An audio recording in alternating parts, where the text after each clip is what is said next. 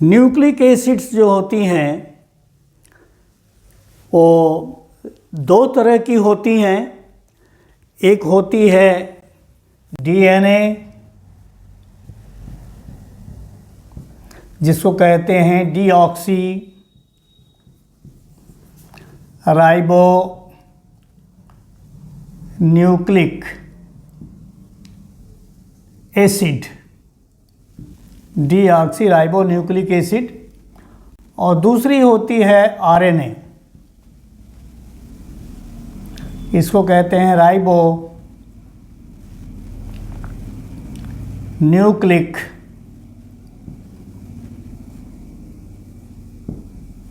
Acid. ये दो nucleic acids हैं। इनको न्यूक्लिक एसिड्स इसलिए कहते हैं कि ये न्यूक्लियस में पाई जाती हैं। तो डीएनए को सबसे पहले फ्रेडरिक माइशर ने 1869 में डिस्कवर किया था और न्यूक्लियस में ये मिली थी। तो इसके जो डिस्कवरर हैं डीएनए के वो हैं फ्रेडरिक माइशर। जो न्यूक्लिक एसिड्स होती हैं वो मेनली तीन चीज़ों से मिलकर बनती हैं। पहला है फास्फोरिक एसिड H3PO4, दूसरा है ये पेंटोज शुगर, और वो पेंटोज शुगर दो तरह की होती है, एक को राइबोज कहेंगे, एक को डीऑक्सी राइबोज कहेंगे। और जो तीसरी चीज़ न्यूक्लिक एसिड को बनाने के काम आती है, जिसके मिलने से बनती है, वो होता है एक नाइट्रोजनस बेस। और नाइट्रोजनस बेस जो हैं वो दो तरह के होते हैं, प्यूरिन और पायरिमिडिन। प्यूरिन बेसिस जो हैं दो तरह के हैं, वो है एडेनिन और दूसरा है गुआनिन। पायरिमिडिन बेसिस जो हैं वो मुख्यतया तीन तरह के हैं, एक है थायमिन, दूसरा है साइटोसिन और तीसरा है यूरासिल।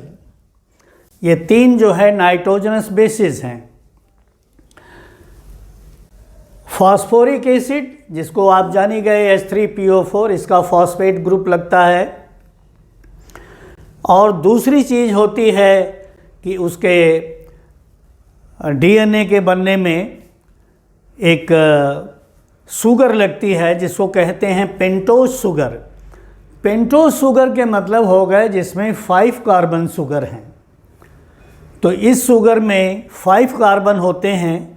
और देखिए कार्बन की पोजीशन जो है, ये एक राइबोज हमने बना दिया है। ये 1, ये कार्बन 2, ये 3, ये 4, और ये 5 कार्बन है। और ये ऑक्सीजन एक यहाँ पर हो गया। तो 5 कार्बन शुगर की वजह से ये पेंटोज शुगर कही जाती है। और जो दूसरी शुगर होती है वो होती है डीऑक्सी राइबोज। इस यहाँ पर 2 नंबर इसलिए लिख दिए हैं कि 2-डीऑक्सी राइबोज, मतलब कार्बन नंबर 2 पर ऑक्सीजन जो है, किसी भी वर्ड के पहले जब प्रीफिक्स लगाते हैं तो डी, तो उसके मतलब होता है कि वो चीज़ निकल गई। यहाँ पर डीऑक्सी हो गया और राइबोज है, इसका मतलब राइबोज शुगर के कार्बन नंबर 2 से ऑक्सीजन निकल गई, तो वो होती है डीऑक्सी राइबोज। ये कार्बन नंबर 1 है, ये 2 है। 2 पर यहाँ पर देखिए राइबोज में OH है और इसमें सिंपल H, ऑक्सीजन जो है रिप्लेस्ड हो गई है। तो डीएनए के फॉर्मेशन में जो शुगर लगती है वो होती है डीऑक्सी राइबोज। और 2 यहाँ लिखने का मतलब ये हो गया कि कार्बन नंबर 2 से ऑक्सीजन रिप्लेस्ड है। और तीसरी चीज़ जो होती है वो है नाइट्रोजनस बेस, और एक नाइट्रोजनस बेस भी लगेगा उसमें। और कौन सा लगेगा ये तो उसके कॉम्बिनेशन के ऊपर डिपेंड करेगा। प्यूरिन बेसिस दो हो गए, एडेनिन और गुआनिन। एडेनिन को A से रिप्रेजेंट करते हैं और गुआनिन को G से, और पायरिमिडिन बेसिस थायमिन को T से, साइटोसिन को C से और यूरासिल को U से। चूँकि हम इस समय डीएनए की बात कर रहे हैं तो डीएनए और आरएनए में एक फ़र्क ये होगा, डीएनए में थायमिन पाया जाएगा और आरएनए में थायमिन नहीं पाया जाएगा, बल्कि थायमिन की जगह पर यूरासिल होगा। तो एक ये चेंज रहेगा डीएनए और आरएनए में। ये प्यूरिन बेसेस हैं। ये स्ट्रक्चर इसलिए लिख दिया कि आपको समझने में थोड़ी सुविधा रहे, और नंबरिंग इसलिए कर दिया कि कार्बन एटम्स आपको पता चलें और किस कार्बन एटम से कौन सा फंक्शनल ग्रुप अटैच्ड है। आपको इसके बहुत डिटेल में नहीं जाना है, लेकिन स्ट्रक्चर को ज़रूर समझना है। आप समझेंगे तभी से इसका पूरा स्ट्रक्चर भी आपको समझ में आएगा। ये एडेनिन बेस है, ये डबल रिंग स्ट्रक्चर है। ये गुआनिन बेस है, ये भी डबल रिंग स्ट्रक्चर है। ये थायमिन है, ये सिंगल रिंग है। साइटोसिन सिंगल है, और ये यूरासिल भी सिंगल है। ये सब सिंगल सिंगल रिंग के हैं। डीएनए में थायमिन और साइटोसिन पाया जाएगा, लेकिन यूरासिल नहीं पाया जाएगा। और आरएनए में थायमिन नहीं पाया जाएगा, थायमिन के जगह पर यूरासिल होगा। तो एक दोनों में ये डिफरेंस चलेगा। जब शुगर और नाइट्रोजनस बेस दोनों आपस में मिलते हैं, दोनों का जब कॉम्बिनेशन होता है डीएनए के फॉर्मेशन में, तो उसको कहते हैं nucleoside. The combination of sugar plus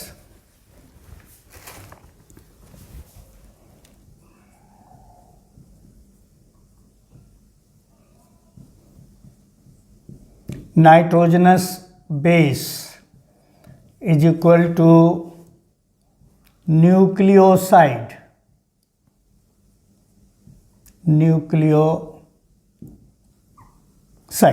तो देखिए यहाँ पर ये शुगर है, ये नाइट्रोजनस बेस है।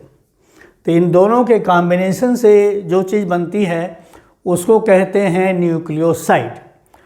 अब जब इस न्यूक्लियोसाइड का फास्फोरिक एस्टर बन जाता है, जब ये फॉस्फेट ग्रुप के साथ कंबाइन कर जाता है न्यूक्लियोसाइड, तब इसको कहते हैं न्यूक्लियोटाइड। तब ये हो जाएगा शुगर प्लस नाइट्रोजनस बेस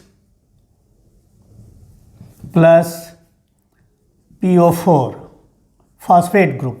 जब ये सब मिल जाएगा तब हम यहाँ लिख दें H3PO4, H3 phosphoric acid phosphate is equal to nucleotide. जो डीएनए के बिल्डिंग ब्लॉक्स हैं, डीएनए एक लीनियर मैक्रोमॉलिक्यूल है। तो मैक्रोमॉलिक्यूल क्या होता है? जिसमें मानोमेरिक यूनिट्स मिल मिल के जुड़ के मानोमर्स जुड़ के एक मैक्रोमॉलिक्यूल स्ट्रक्चर का फॉर्मेशन करते हैं। तो डीएनए एक मैक्रोमॉलिक्यूल है। तो उसके फॉर्मेशन में न्यूक्लियोटाइड इस तरह से न्यूक्लियोटाइड मिलके एक लीनियर चेन बना देंगे। तो उसको कहते हैं कि ये न्यूक्लियोटाइड जो फॉर्मेशन होगा, nitrogenous base plus sugar plus phosphoric acid, यह एक न्यूक्लियोटाइड है। और this plus this, nitrogenous base plus sugar is equal to nucleoside. आपके ऑब्जेक्टिव के लिए बहुत पूछा जाता है। Nitrogenous base plus sugar plus phosphoric acid, ये सब तीनों को जब मिला देंगे तो बन जाएगा न्यूक्लियोटाइड। तो न्यूक्लियोटाइड और न्यूक्लियोसाइड से अगर फास्फोरिक एसिड को माइनस कर दें तब बन जाएगा न्यूक्लियोसाइड।